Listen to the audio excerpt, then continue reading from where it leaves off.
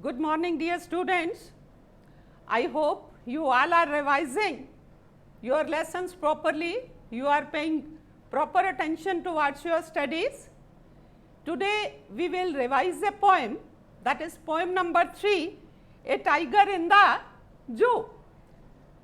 So, what the poet wants to tell in this poem, poet tries to expose the miserable life led by the animals in the zoo.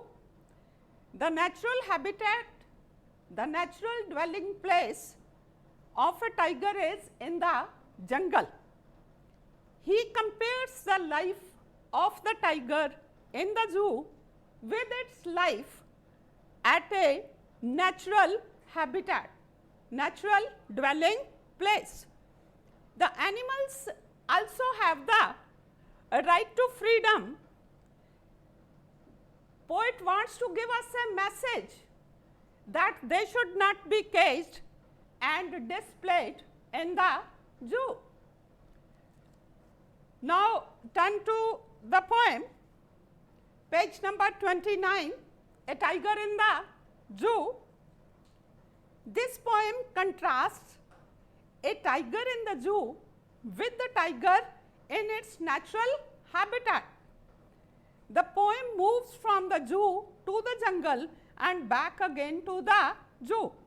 So, the poem begins with zoo, with cage. The tiger is in a cage. He stalks in his vivid stripes the few steps of his cage on pads of velvet quiet in his quiet rage. He stalks means walks in a proud way. Vivid means clear. Stripes means lines. So, the tiger is in the cage. He walks few steps in a proud way on pads. Pads here stands for the soft feet of the tiger. On pads of velvet. Velvet means soft, quiet. He is quiet. He stands for the tiger. In his quiet. Quiet means silent. Rage means anger. So, the tiger with his beautiful stripes moves about in his cage. He moves on his soft velvet feet. He is silent, but he is not happy. He is in an angry mood. He should be lurking in shadow. Lurking here means chasing. He should be lurking in shadow, sliding. Sliding here you can say moving. Moving with ease, hiding with ease through long grass near the water hole where plump deer passes. Plump means fat, plump means well fed. So, here the tiger is in the jungle. He should be lurking here in the jungle. He should be chasing somebody in the shadow, sliding through long grass. While doing so, he is sliding through the long grass. He is moving, he is hiding in the long grass near the water hole where there are the water bodies, where plump deer pass. And near the water bodies, what happens? Plump deer, fat deer, well fed deer pass from that place. He must be there if he is in the jungle. In the next passage again, he is in the jungle.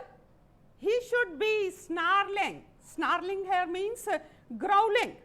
You can say making angry warning sound. He should be snarling around houses at the jungle's edge. At the edge of the jungle, barring.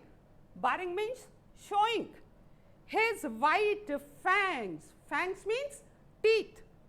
His claws, terrorizing the village. Terrorizing means frightening. So, what he must be doing?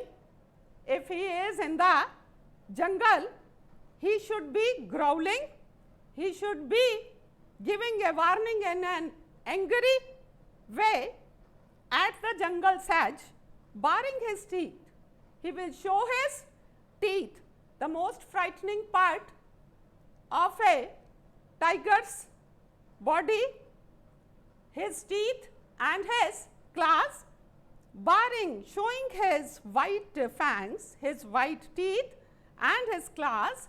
He must be terrorizing, he should be terrorizing the persons who dwell there around, who dwell there at the edge of the jungle. So, the houses which are at the edge of the jungle, he must be terrorizing them there. But now in the fourth passage, he is in a cage, but he is locked in a concrete cell. Locked here means imprisoned. He is imprisoned. He is behind the bars. He is locked in a concrete cell. Cell here is the cage. Cell here is the prison. His strength behind bars, stalking here means walking the length of his cage, ignoring visitors. What he is doing there? Although he is very mighty, he possesses the strength, but now he is locked in the prison. So, what he is doing? Simply walking the length of his cage, very less space to move within the bars, within the cage, ignoring visitors. The visitors who go there to see the zoos, he is ignoring the visitors even. Then again he is in zoo, in cage. He hears the last voice at night, the patrolling cars, and stares with his brilliant eyes at the brilliant stars. He hears the last voice at night. At night, he hears the only sound, the only voice, the patrolling cars. Patrolling cars are the cars which are on watch for security check purpose. Those cars, they are for the security purpose there, and daytime there are the visitors, but at night the last voice he hears is of the patrolling cars, and stares with his brilliant eyes. Brilliant here means bright, at the brilliant star. Brilliant here means the shining. With his bright, different meanings I am telling you. Brilliant, bright eyes, at the brilliant star. Here you can say the shining stars. With his bright eyes, he looks at the shining stars. So, this was the explanation of the poem. What we have did, that when in first passage he is in a cage, the tiger with his beautiful stripes moves very slowly and quietly in a threatening way on his soft velvet feet. He does not seem happy in the zoo, as he is locked and his freedom has been curtailed. Then in the second and the third passage, he is in jungle. What we can summarize? What the poet is telling us here? He should be living in the jungle, hiding in grass. He should be lurking near the pool of water where well-fed deer pass. He should be allowed to live at the edge of the jungle near a village. He should bare his teeth and terrorize the villagers with his claws. So, then again in passage number 4 and in passage number 5, he is again in the cage. He is imprisoned there in a concrete cell. He is known as the king of the jungle, but at all his strength is now locked in the cage. Now all his strength lies useless behind the bars. He moves slowly and ignores visitors. At night, he hears the sound of patrolling cars and stares with his bright eyes at the shining stars in the sky. He seems to be here. 2 times the brilliant word is used. We can say he seems to be cursing his stars, his own stars, which put him in a cage. Stars are shining in the sky, but he is cursing his own stars because he is behind the bars. Poet stresses here that the preservation of wild animals in their natural habitats is must, in their natural dwelling places, that is the jungle, that is must.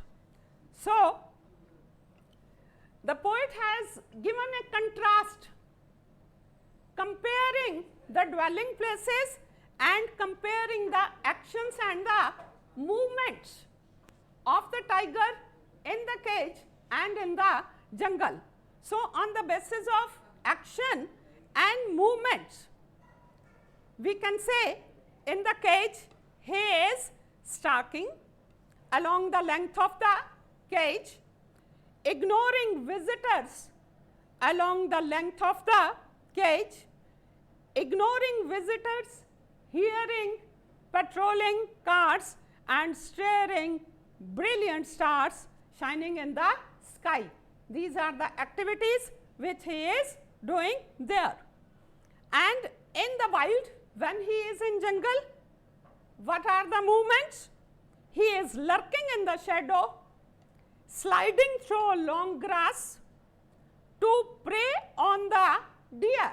To prey on the deer, शिकार करने के लिए. To prey on the deer near the water hole, snarling, frightening around houses, terrorizing them. Terrorizing them कौन है? The villagers, those who dwell there, those who reside there, terrorizing the villagers, showing his white fangs, white teeth and the claws. Then dwelling places are 2 here in the poem. One is the cage, another is a jungle. In the cage or in the zoo, he is behind bars. He is in a concrete cell. His condition is miserable. His condition is not good there. He is feeling sad. He is in anger. He is quiet. He can walk only a few steps. He is not free there to roam here and there to prey the animals. He is locked. He is helpless and unhappy. But if he is in the natural habitat, he is in the jungle, in the wild, he enjoys natural habitat, natural home, natural dwelling place. He can run freely.